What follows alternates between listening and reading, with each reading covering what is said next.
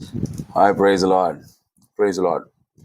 இப்போ நம்ம கடன்ல இருந்து விடுதலை ஆவதற்காக காத்துட்டு இருக்கோம் இல்லையா?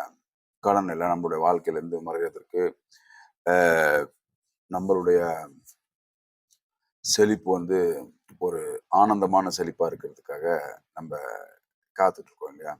அதுக்கான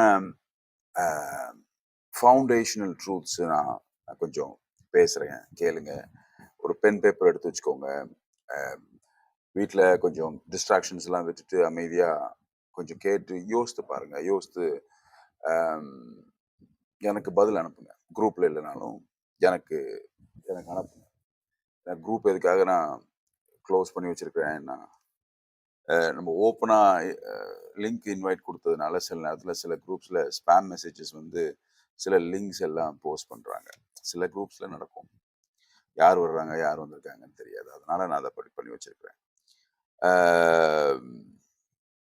இப்போவே நம்ம நம்ம ஸ்டார்ட் பண்ணுறோம். நம்ம எதுக்காக 27ஆம் தேதி வரைக்கும் வெயிட் பண்ணணும்? நம்ம இப்போவே உண்மைகளை படிக்க ஸ்டார்ட் பண்ணுவோம். நீங்கள் கமிட் பண்ணுங்க. வேதத்தின்படி பேசுகிற உண்மையை மாத்திரம் கேட்பேன். வேதத்தில் இருக்கிற உண்மைகளை பேசுகிறவங்கள மாத்திரம் கேட்பேன். வேதத்தில் இருக்கணும் அது. அந்த கமிட் பண்ணுங்க. கர்த்தர்கிட்ட பலனை பெற்று இனி கடன் வாங்க மாட்டேங்கிற முடிவெடுங்க. அதுக்கு எந்த ஆதாரத்துல நம்ம முடிவெடுக்கிறது அப்படிங்கிறத இப்ப பார்ப்போம். இயேசு கிறிஸ்துவ 3 தடவை சோதிக்கிறாங்க. 3 தடவையும் இயேசு கிறிஸ்து என்னதான் சொல்றாரு? எழுதப்பட்டிருக்கிறது, எழுதப்பட்டிருக்கிறது, எழுதப்பட்டிருக்கிறது. தேவனுடைய ஒவ்வொரு வார்த்தையிலிருந்தும் பிழைப்பான் என்று எழுதப்பட்டிருக்கிறது. நீர் என்னை பணிந்து கொண்டால் எல்லாம் உம்முடையதாகும் என்று சொன்னான். இயேசு அவனுக்கு பிரதித்தமாக, எனக்கு பின்னாக போ சாத்தானே, தேவநாயக கர்த்தரை பணிந்து கொண்டு அவர் ஒருவருக்கு ஆராதனை செய்வாக என்று எழுதப்பட்டிருக்கிறது. 3வது தடவையும் பாருங்க, எழுதப்பட்டிருக்கிறது. இப்ப நான் என்னோட பாயிண்ட் என்னன்னா,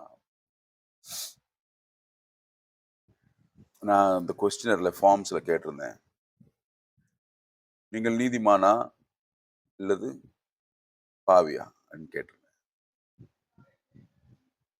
நீங்கள் நீதிமான்கள் என்று எழுதப்பட்டிருக்கிறது. அவ்வளவுதான். அதான் அதை கண்டுபிடிக்கணும். நீங்கள் ஐஸ்வர்யவான்கள் என்று எழுதப்பட்டிருக்கிறது. அவ்வளவுதான். எழுதப்பட்டிருக்கிறது தான் பேசப்பட வேண்டும். எது விசுவாசிச்சு பேசப்படுகிறதோ அது உண்மையாய் மாறும். பூமியில ரியாலிட்டிக்கு வரும், பிசிக்கல் ரெல்ம்ல வரும்.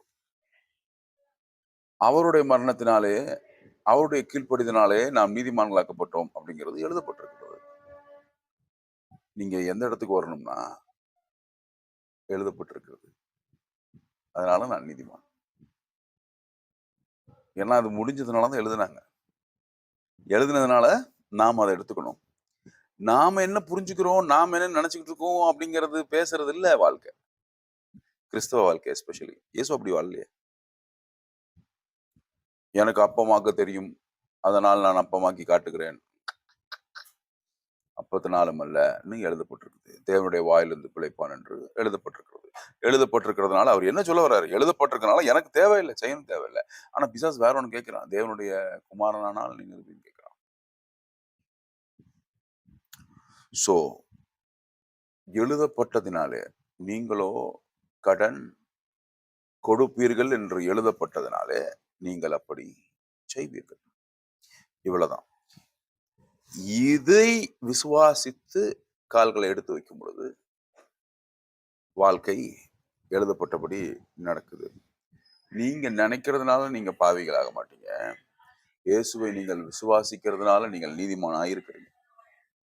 நீதிமான் ஆனவன் தன்னை பாவி பாவின்னு சொல்லி பாவிக்கான காரியத்தை அதுக்கப்புறம் பின்னாடி அடுத்த கேள்வியில கேட்டா, நீங்கள் கடனுக்கு தகுதியா அப்படின்னா, ஆமா. இல்ல, நீங்கள் கடனுக்கு தகுதியானவர்கள் அல்ல. நீங்கள் ஐஸ்வர்யத்திற்கு தகுதியானவர்கள். ஐஸ்வர்யத்திற்கு தகுதியானவர்கள். நீதிமான்களுக்கு வர வேண்டிய நன்மைகள் உங்களுக்கு வரணும். ஏன்னா நீங்க நீதிமான். நாம் இவைகளை விசுவாசிச்சு நடக்க ஆரம்பிக்கணும், துதிக்க ஆரம்பிக்கணும்.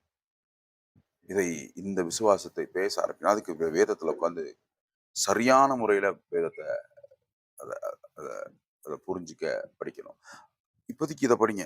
4வது அதிகாரத்துல இந்த 3 இயேசுவே சொல்லப்பட்டிருக்கிறதுனால அப்படின்னு அதை ஃபவுண்டேஷனை வச்சு அதுல வாழ்க்கையை கட்டுறாரு.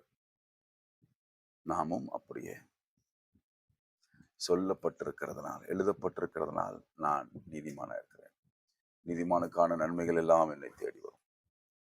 நீங்க நினைச்சுக்கிட்டு இருக்கிறது இல்லை இங்க உண்மை. வேதத்துல என்ன போட்டிருக்கோ அதுதான் உண்மை.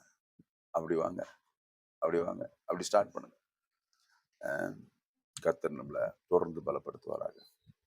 இந்த தியானங்கள் உங்களுடைய இருதயத்தில் இருப்பதாக இயேசு கிறிஸ்துவின் நாமத்தில் உங்களை ஆசீர்வதிக்கிறேன்.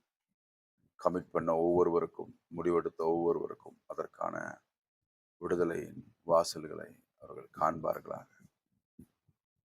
நன்மையை நீங்கள் காண்பீர்களாக. கிறிஸ்துவை குறித்ததான வெளிப்பாடுகள் முதல்ல உங்களுக்கு உண்டாவதாக. இந்த வெளிச்சம் எல்லாத்தையும் கொண்டு வந்துடும். அவர் நமக்காய் மரித்திருக்கிறதுனால நாம் பாவிகள் என்று சொல்லி கொண்டிருந்தால் அவருடைய மரணத்தை கேள்வி கேட்கிறவர்களா இருக்கும். அவருடைய கீழ்ப்படிதனாலே நாம் நீதிமான்களாக்கப்பட்டோம் அப்படிங்கிறதான் வார்த்தை. இதற்கு மாறா மீறுதலா எப்படி பேசினாலுமே அவருடைய சிலுவையை நாம் கேள்வி கேட்கிறவர்களா இருக்கிறோம். அல்லது நீதியை சேகரிக்க எதையாவது செஞ்சோம்னா, உதாரணத்துக்கு நேற்று நம்ம இங்க சர்ச்சில் இருந்து சாப்பாடு இலவசமாய் பசியா இருக்கிறவர்களுக்கு கொண்டு போய் கொடுத்தோம். அது நற்கிரியை. ஆனா அது நீதியை சேகரிக்கிறதுக்காக கிடையாது.